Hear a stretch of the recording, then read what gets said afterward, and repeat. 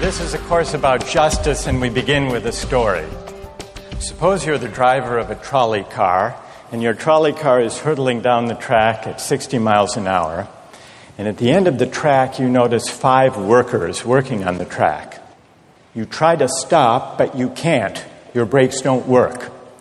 You feel desperate because you know that if you crash into these 5 workers, they will all die. Let's assume you know that for sure. And so you feel helpless until you notice that there is, off to the right, a side track.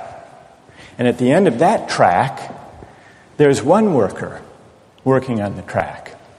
Your steering wheel works, so you can turn the trolley car, if you want to, onto the side track, killing the one, but sparing the 5. Here's our first question. What's the right thing to do? What would you do? Let's take a poll. How many would turn the trolley car onto the side track? Raise your hands. How many wouldn't? How many would go straight ahead? Keep your hands up, those of you who would go straight ahead. A handful of people would. The vast majority would turn. Let's hear first. Now we need to begin to investigate the reasons why you think it's the right thing to do. Let's begin with those in the majority who would turn to go onto the side track. Why would you do it? What would be your reason? Who's willing to volunteer a reason? Go ahead, stand up. Because it can't be right to kill 5 people when you can only kill 1 person instead. It wouldn't be right to kill 5 if you could kill 1 person instead. That's a good reason. That's a good reason. Who else? Does everybody agree with that reason? Go ahead. Well, I was thinking it was the same reason on 9/11. We regard the people who flew the plane into the Pennsylvania field as heroes because they chose to kill the people in the plane and not kill more people in big buildings. So the principle there was the same on 9/11. It's a tragic circumstance, but better to kill 1 and so that 5 can live. Is that the reason most of you had, those of you who would turn? Yes? Let's hear now from those in the minority, those who wouldn't turn. Yes? Well, I think that's the same type of mentality that justifies genocide and totalitarianism. In order to save one type of race, you wipe out the other. So what would you do in this case? You would, to avoid the horrors of genocide, you would crash into the 5 and kill them? Presumably, yes. Yeah. Okay, who else? That's a brave answer. Thank you. Let's consider another trolley car case and see whether those of you in the majority want to adhere to the principle, better that 1 should die so that 5 should live. This time you're not the driver of the trolley car, you're an onlooker. You're standing on a bridge overlooking a trolley car track. And down the track comes a trolley car. At the end of the track are 5 workers. The brakes don't work. The trolley car is about to careen into the 5 and kill them. And now, you're not the driver. You really feel helpless until you notice, standing next to you, leaning over the bridge, is a very fat man. And you could give him a shove. He would fall over the bridge, onto the track, right in the way of the trolley car. He would die, but he would spare the 5. Now, how many would push the fat man over the bridge? Raise your hand. How many wouldn't? Most people wouldn't. Here's the obvious question. What became of the principle? Better to save 5 lives even if it means sacrificing 1. What became of the principle that almost everyone endorsed in the first case? I need to hear from someone who was in the majority in both cases. How do you explain the difference between the two? Yes. The second one, I guess, involves an active choice of pushing the person down, which I guess that person himself would otherwise not have been involved in this situation at all. And so to choose on his behalf, I guess, to involve him in something that he otherwise would have escaped is, I guess, more than what you have in the first case, where the 3 parties, the driver and the 2 sets of workers, are already, I guess, in the situation. But the guy working, the one on the track off to the side, he didn't choose to sacrifice his life any more than the fat man did he? That's true, but he was on the tracks. And you... This guy was on the bridge. Go ahead, you can come back if you want. All right, it's a hard question. All right, you did well. You did very well. It's a hard question. Who else can find a way of reconciling the reaction of the majority in these 2 cases? Yes. Well, I guess in the first case where you have the 1 worker and the 5, it's choice between those 2, and you have to make a certain choice, and people are going to die because of the trolley car, not necessarily because of your direct actions. The trolley car is a runaway thing, and you're making a split-second choice, whereas pushing the fat man over is an actual act of murder on your part. You have control over that, whereas you may not have control over the trolley car. So I think it's a slightly different situation. All right, who has a reply? No, that's good. Who has a way? Who wants to reply? Is that a way out of this? I don't think that's a very good reason, because you choose to... It's either way you have to choose who dies, because you either choose to turn and kill the person, which is an active conscious thought to turn, or you choose to push the fat man over, which is also an active conscious action. So either way you're making a choice. Do you want to reply? Well, I'm not really sure that that's the case. It just still seems kind of different. The act of actually pushing someone over onto the tracks and killing him. You are actually killing him yourself. You're pushing him with your own hands. You're pushing him. And that's different than steering something that is going to cause death into another... You know, it doesn't really sound right saying it now. No, it's good. But I'm up here. It's good. What's your name? Andrew. Andrew. Let me ask you this question, Andrew. Yes. Suppose, standing on the bridge next to the fat man, I didn't have to push him. Suppose he were standing over a trap door that I could open by turning a steering wheel like that.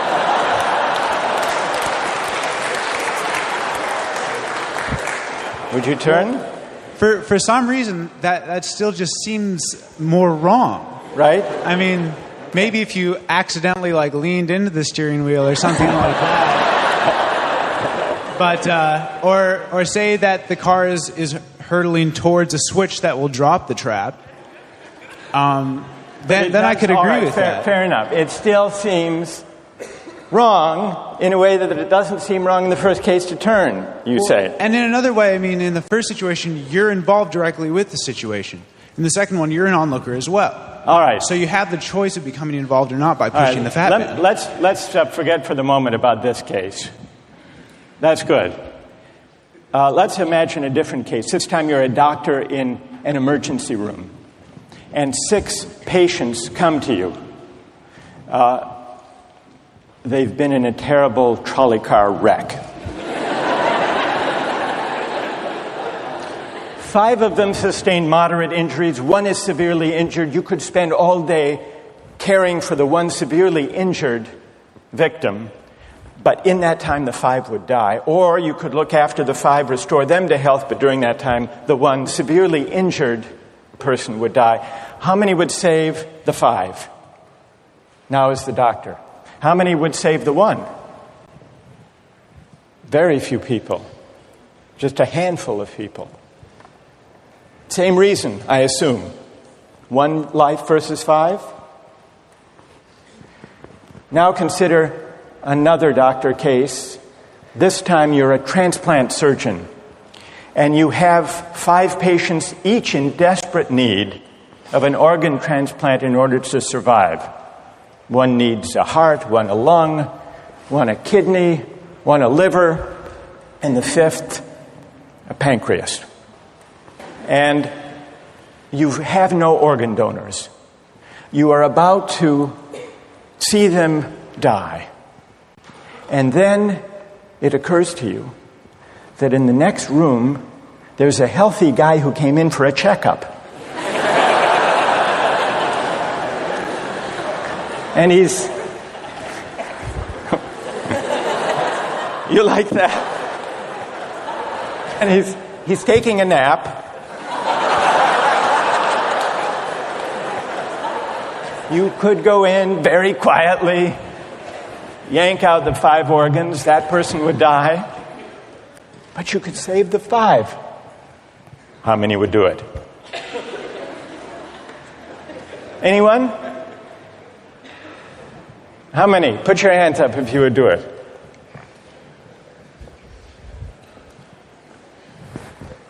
Anyone in the balcony? You would? Be careful, don't lean over too much. What? How many wouldn't? All right. What do you say? Speak up in the balcony, you who would yank out the organs. Why? I'd actually like to explore a slightly alternate possibility of just taking the 1 of the 5 who needs an organ who dies first, and using their 4 healthy organs to save the other 4. That's a pretty good idea. That's a great idea, except for the fact that you just wrecked the philosophical point. Well, let's step back from these stories and these arguments to notice a couple of things about the way the arguments have begun to unfold. Certain moral principles have already begun to emerge from the discussions we've had. And let's consider what those moral principles look like. The first moral principle that emerged in the discussion said, the right thing to do, the moral thing to do, depends on the consequences that will result from your action. At the end of the day, better that 5 should live, even if 1 must die. That's an example of consequentialist moral reasoning. Consequentialist moral reasoning locates morality in the consequences of an act, in the state of the world that will result from the thing you do. But then we went a little further, we considered those other cases, and people weren't so sure about consequentialist moral reasoning.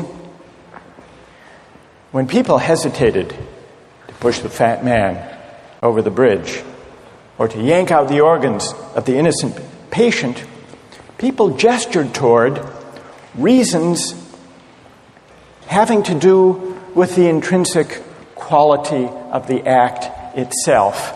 Consequences be what they may. People were reluctant. People thought it was just wrong, categorically wrong, to kill a person, an innocent person, even for the sake of saving 5 lives. At least people thought that in the second version of each story we considered. So this points to a second categorical way of thinking about moral reasoning. Categorical moral reasoning locates morality in certain absolute moral requirements, certain categorical duties and rights, regardless of the consequences. We're going to explore in the days and weeks to come the contrast between consequentialist and categorical moral principles. The most influential example of consequential moral reasoning is utilitarianism, a doctrine invented by Jeremy Bentham, the 18th century English political philosopher. The most important philosopher of categorical moral reasoning is the 18th century German philosopher Immanuel Kant. So we will look at those two different modes of moral reasoning, assess them, and also consider others. If you look at the syllabus, you'll notice that we read a number of great and famous books. Books by Aristotle, John Locke, Immanuel Kant, John Stuart Mill, and others. You'll notice, too, from the syllabus that we don't only read these books. We also take up contemporary political and legal controversies that raise philosophical questions. We will debate equality and inequality, affirmative action, free speech versus hate speech, same-sex marriage, military conscription, a range of practical questions. Why? Not just to enliven these abstract and distant books, but to make clear, to bring out what's at stake in our everyday lives, including our political lives, for philosophy. And so we will read these books, and we will debate these issues, and we'll see how each informs and illuminates the other. This may sound appealing enough, but here I have to issue a warning. And the warning is this: to read these books in this way, as an exercise in self-knowledge, to read them in this way carries certain risks. Risks that are both personal and political.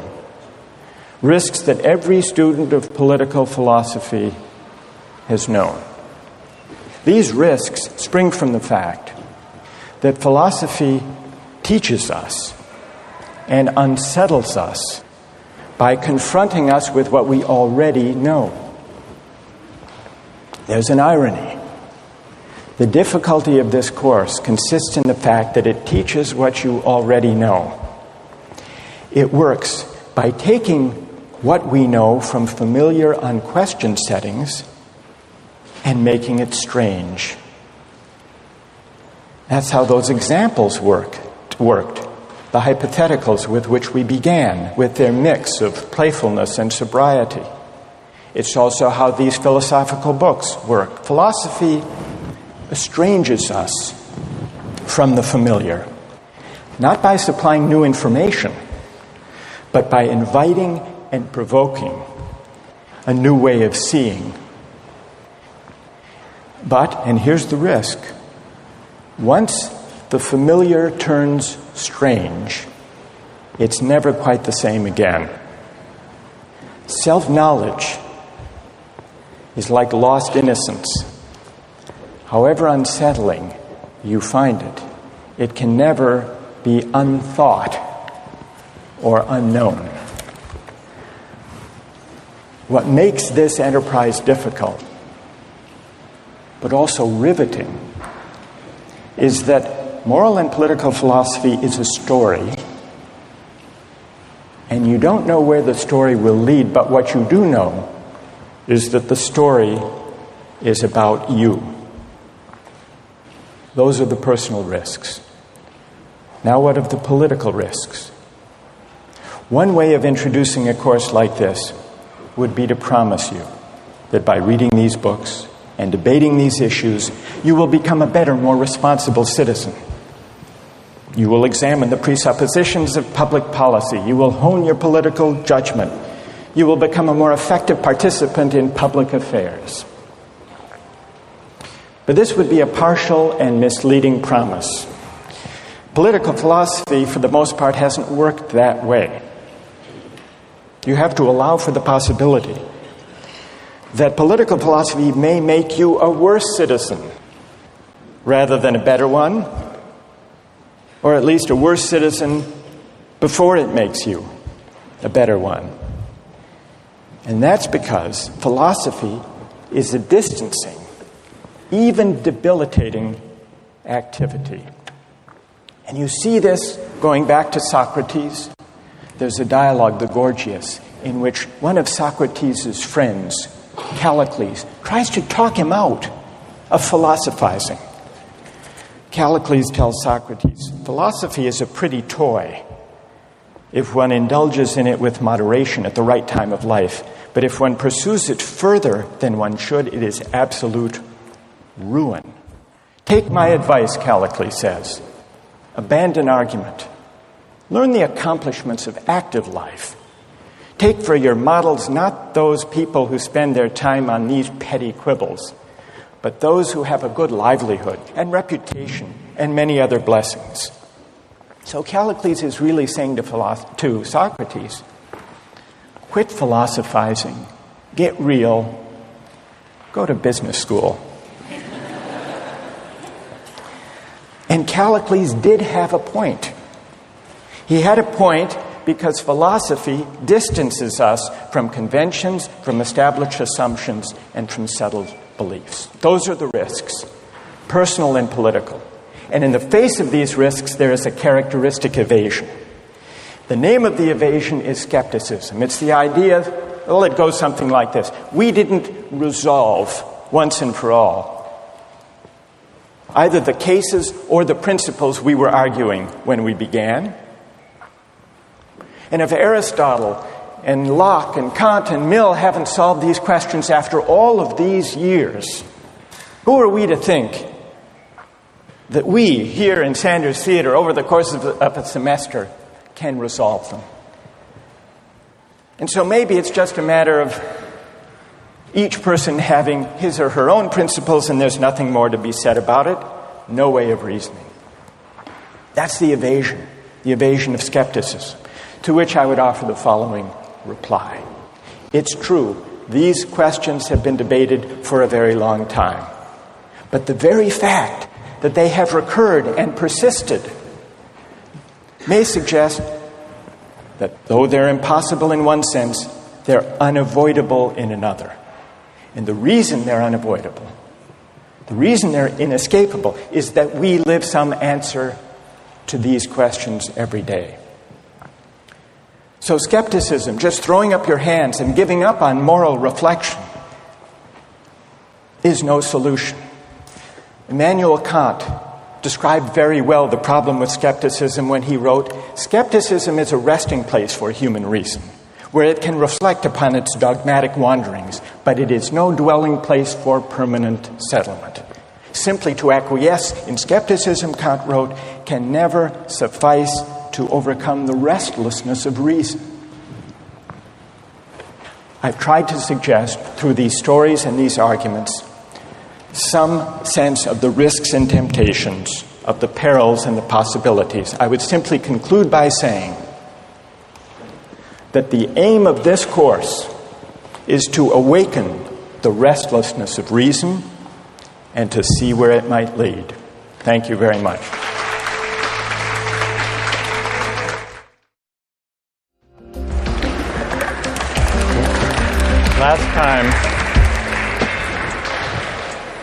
We started out last time with some stories, with some moral dilemmas about trolley cars and about doctors and healthy patients vulnerable to being victims of organ transplantation. We noticed two things about the arguments we had.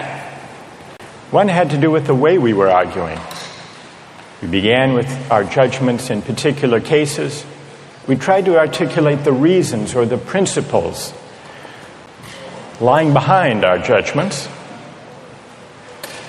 And then, confronted with a new case, we found ourselves re-examining those principles, revising each in the light of the other. And we noticed the built-in pressure to try to bring into alignment our judgments about particular cases and the principles we would endorse on reflection. We also noticed something about the substance of the arguments that emerged from the discussion. we noticed that sometimes we were tempted to locate the morality of an act in the consequences, in the results, in the state of the world that it brought about. And we called this consequentialist moral reasoning. But we also noticed that in some cases, we weren't swayed only by the result. Sometimes, many of us felt that not just consequences, but also the intrinsic quality or character of the act matters morally. Some people argued that there are certain things that are just categorically wrong, even if they bring about a good result, even if they save 5 people at the cost of 1 life. So we contrasted consequentialist moral principles with categorical ones. Today, and in the next few days, we will begin to examine one of the most influential versions of consequentialist moral theory, and that's the philosophy of utilitarianism. Jeremy Bentham, the 18th century English political philosopher, gave the first clear systematic expression to the utilitarian moral theory. And Bentham's idea, his essential idea, is a very simple one, with a lot of morally intuitive appeal. Bentham's idea is the following: the right thing to do, the just thing to do, is to maximize utility. What did he mean by utility? He meant by utility the balance of pleasure over pain, happiness over suffering. Here's how he arrived at the principle of maximizing utility. He started out by observing that all of us, all human beings, are governed by 2 sovereign masters, pain and pleasure. We human beings like pleasure and dislike pain. And so we should base morality, whether we're thinking about what to do in our own lives, or whether as legislators or citizens we're thinking about what the laws should be. The right thing to do individually or collectively is to act in a way that maximizes the overall level of happiness. Bentham's utilitarianism is sometimes summed up with the slogan, "the greatest good for the greatest number." With this basic principle of utility on hand, let's begin to test it and to examine it by turning to another case, another story, but this time not a hypothetical story, a real-life story, the case of the Queen versus Dudley and Stevens. This was a 19th century British law case that's famous and much debated in law schools. Here's what happened in the case. I'll summarize the story, then I want to hear how you would rule, imagining that you are the jury. A newspaper account of the time described the background. A sadder story of disaster at sea was never told than that of the survivors of the yacht Mignonette. The ship foundered in the South Atlantic, 1,300 miles from the Cape. There were 4 in the crew. Dudley was the captain. Stevens was the first mate. Brooks was a sailor. All men of excellent character, or so the newspaper account tells us. The 4th crew member was the cabin boy, Richard Parker, 17 years old. He was an orphan. He had no family. And he was on his first long voyage at sea. He went, the news account tells us, rather against the advice of his friends, he went in the hopefulness of youthful ambition, thinking the journey would make a man of him. Sadly, it was not to be. The facts of the case were not in dispute. A wave hit the ship, and the mignonette went down. The 4 crew members escaped to a lifeboat. The only food they had were 2 cans of preserved turnips, no fresh water. For the first 3 days, they ate nothing. On the 4th day, they opened one of the cans of turnips and ate it. The next day, they caught a turtle. Together with the other can of turnips, the turtle enabled them to subsist for the next few days. And then for 8 days, they had nothing. No food, no water. Imagine yourself in a situation like that. What would you do? Here's what they did. By now, the cabin boy, Parker, is lying at the bottom of the lifeboat in the corner because he had drunk seawater against the advice of the others, and he had become ill, and he appeared to be dying. So on the 19th day, Dudley, the captain, suggested that they should all have a lottery, that they should draw lots to see who would die to save the rest. Brooks refused. He didn't like the lottery idea. We don't know whether this was because he didn't want to take the chance or because he believed in categorical moral principles. But in any case, no lots were drawn. The next day, there was still no ship in sight, so Dudley told Brooks to avert his gaze, and he motioned to Stevens that the boy Parker had better be killed. Dudley offered a prayer. He told the boy his time had come, and he killed him with a penknife, stabbing him in the jugular vein. Brooks emerged from his conscientious objection to share in the gruesome bounty. For 4 days, the 3 of them fed on the body and blood of the cabin boy. True story. And then they were rescued. Dudley describes their rescue in his diary with staggering euphemism. Quote, "On the 24th day, as we were having our breakfast, a ship appeared at last. The 3 survivors were picked up by a German ship. They were taken back to Falmouth in England, where they were arrested and tried. Brooks turned state's witness. Dudley and Stevens went to trial. They didn't dispute the facts. They claimed they had acted out of necessity. That was their defense.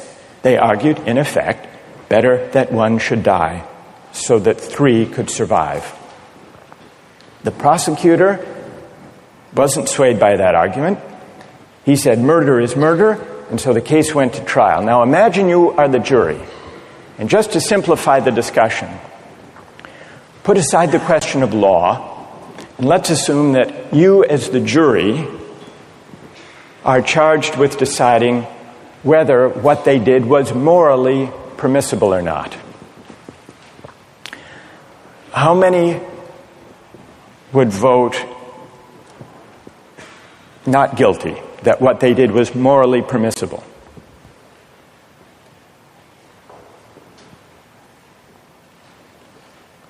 And how many would vote guilty? What they did was morally wrong. A pretty sizable majority. Now let's see what people's reasons are, and let me begin with those who are in the minority. Let's hear first from the defense of Dudley and Stevens.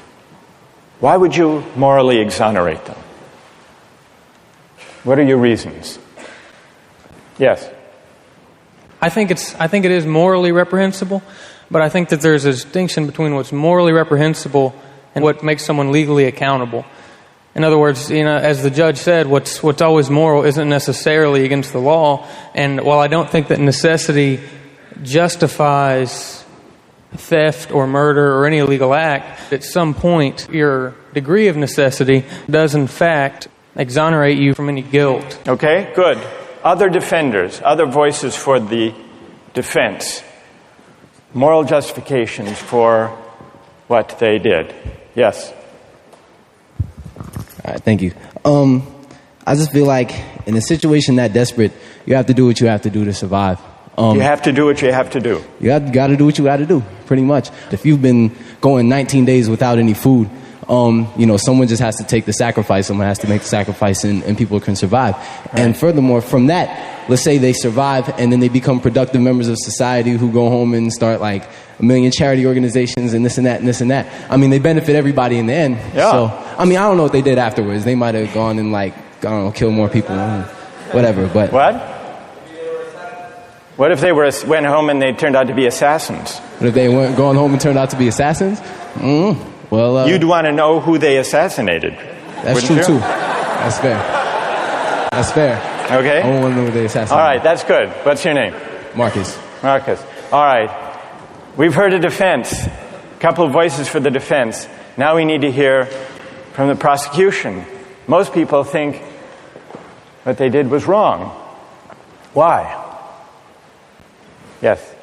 One of the first things that I was thinking was, if they haven't been eating for a really long time, maybe they're mentally affected, and so then that could be used as a defense, a possible argument that they weren't in the proper state of mind, they weren't making decisions they might otherwise be making, and if that's an appealing argument that you have to be in an altered mindset to do something like that, it suggests that people who find that argument convincing do think that they were acting immorally. But I want to know what you think. You defend them. You vote. You vote to convict, right? Yeah, I don't think that they acted in a morally appropriate way. And why not? What do you say? Here's Marcus. He just defended them.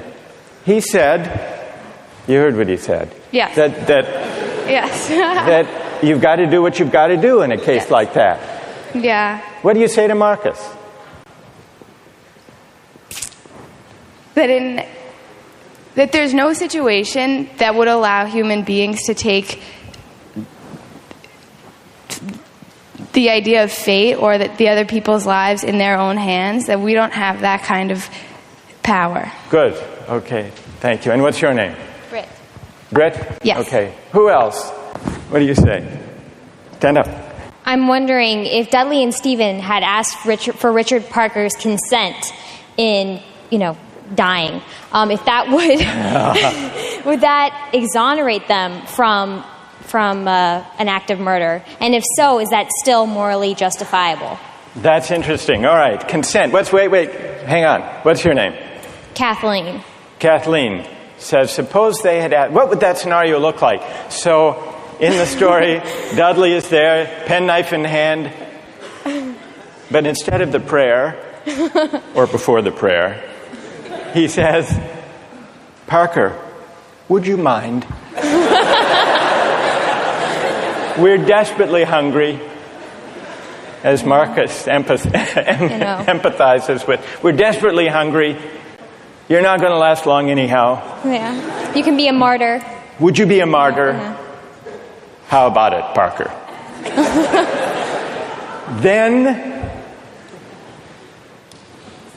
Then what do you think? Would it be morally justified then? Suppose Parker, in his semi-stupor, says, okay. I don't think it would be morally justifiable, but I'm wondering... Even then it wouldn't be. No. You don't think that even with consent, it would be morally justified. Are there people who think, who want to take up Kathleen's consent idea, and who think that would make it morally justified? Raise your hand if it would, if you think it would. That's very interesting. Why would consent make a moral difference? Why would it? Yes. Well, I just think that if he was making his own original idea and it was his idea to start with, then that would be the only situation in which I would see it being appropriate in any way. Because that way you couldn't make the argument that he was pressured, it's 3-1 or whatever the ratio was. Right. And I think that if he was making a decision to give his life, then he took on the agency to sacrifice himself, which some people might see as admirable, and other people might disagree with that decision. So if he came up with the idea, that's the only kind of consent we could have confidence in. morally. Then it would be okay. Otherwise, it would be kind of coerced consent under the circumstances, you think. Is there anyone who thinks that even the consent of Parker would not justify their killing him? Who thinks that? Yes. Tell us why. Stand up.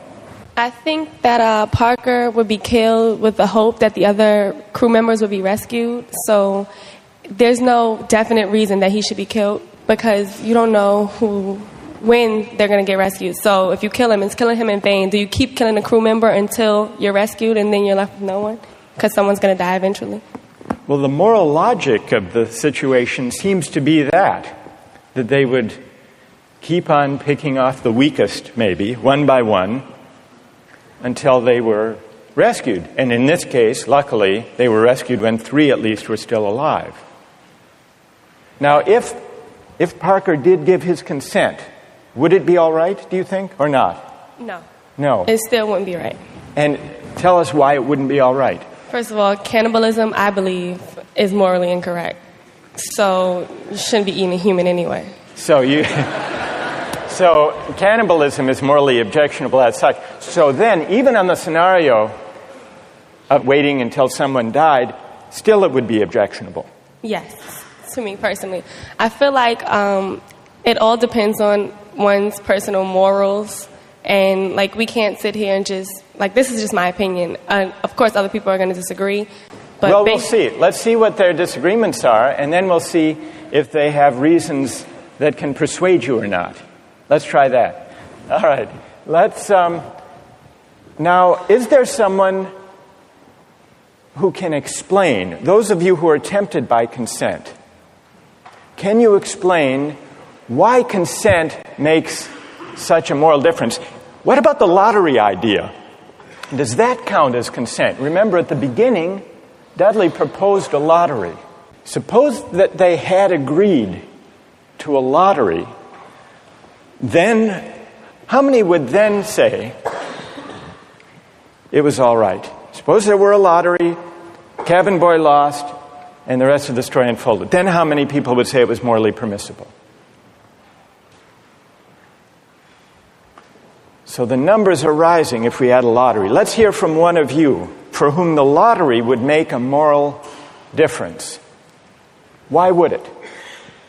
I think the essential element in my mind that makes it a crime is the idea that they decided at some point that their lives were more important than his, and that, I mean, that's kind of the basis for really any crime, right? It's like my needs, my desires are more important than yours, and mine take precedent.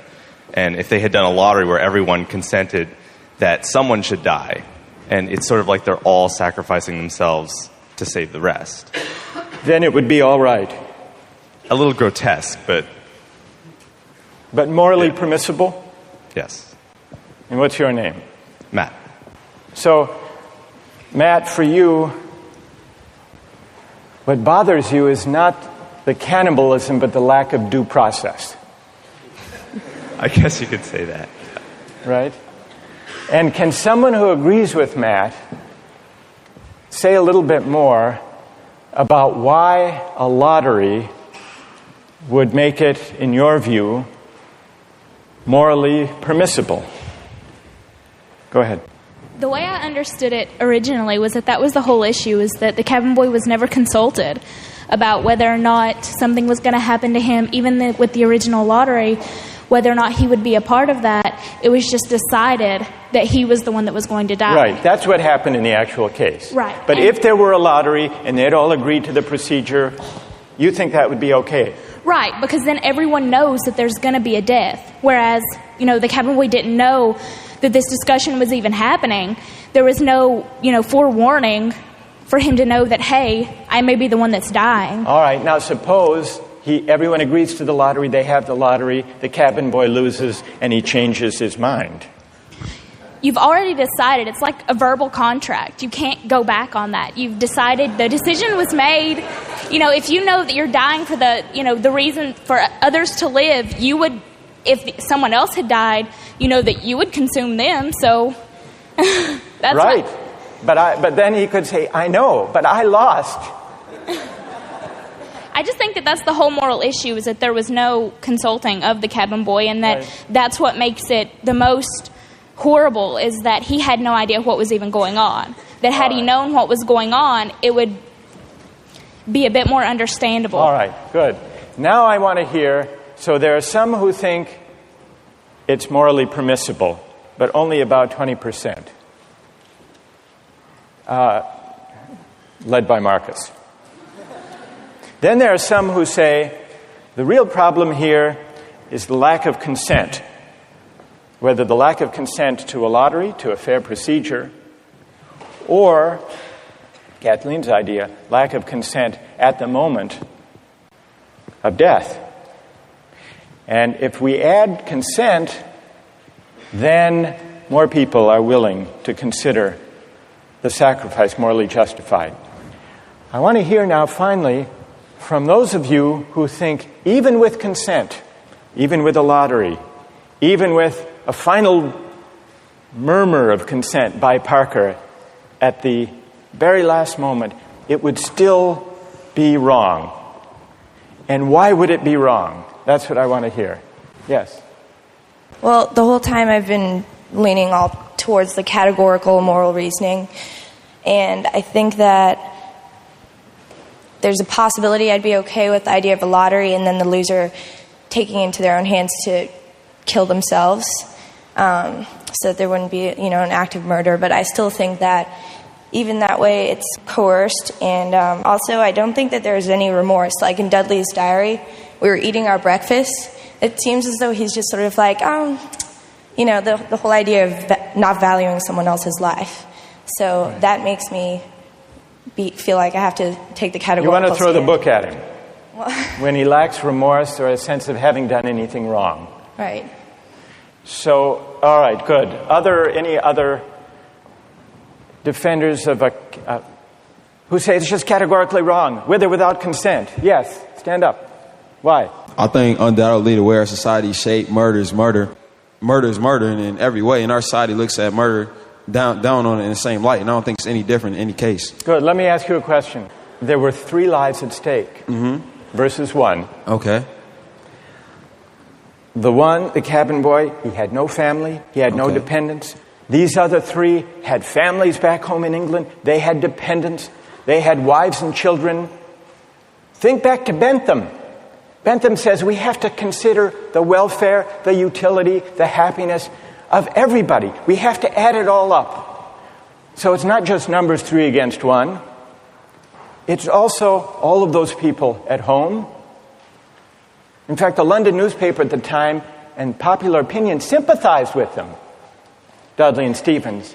And the paper said if they weren't motivated by affection and concern for their loved ones at home and their dependents, surely they wouldn't have done this. Yeah, and how is that any different from people on a corner trying to have the same desire to feed their family? I don't think it's any different. I think in any case, if I'm murdering you to advance my status, that's murder, and I think that we should look at that all in the same light instead of criminalizing certain activities and making certain things seem more violent and savage. When in the same case, it's all the same. It's all the same act and mentality that goes into murder, necessity to feed your family. So suppose it weren't 3. Suppose it were 30, 300. 1 life to save 300. Or in wartime, 3,000. Okay. Suppose the stakes are even bigger. Suppose the stakes are even bigger. I think it's still the same deal. Do you think Bentham is wrong to say the right thing to do is to add up the collective happiness? You think he's wrong about that? I don't think he's wrong, but I think murder is murder in any case. Yeah, well, then Bentham has to be wrong. If you're right, he's wrong. Okay, then he's wrong. All right. Right. Thank you. Well done. All right, let's step back from this discussion and notice how many objections have we heard to what they did. We heard some defenses of what they did. The defenses had to do with necessity, their dire circumstance, and, implicitly at least, the idea that numbers matter. And not only numbers matter, but the wider effects matter. Their families back home, their dependents. Parker was an orphan. No one would miss him. So if you add up if you tried to calculate the balance of happiness and suffering, you might have a case for saying what they did was the right thing. And then we heard at least 3 different types of objections. We heard an objection that said, what they did was categorically wrong. Mike here at the end, categorically wrong. Murder is murder, it's always wrong, even if it increases the overall happiness of society. A categorical objection. But we still need to investigate why murder is categorically wrong. Is it because even cabin boys have certain fundamental rights? And if that's the reason, where do those rights come from, if not from some idea of the larger welfare or utility or happiness? Question number 1. Others said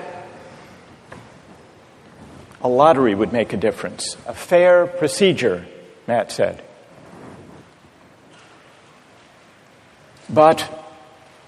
And some people were swayed by that. That's not a categorical objection exactly. It's saying everybody has to be counted as an equal, even though at the end of the day, one can be sacrificed for the general welfare. That leaves us with another question to investigate. Why does agreement to a certain procedure, even a fair procedure, justify whatever result flows from the operation of that procedure? Question number 2.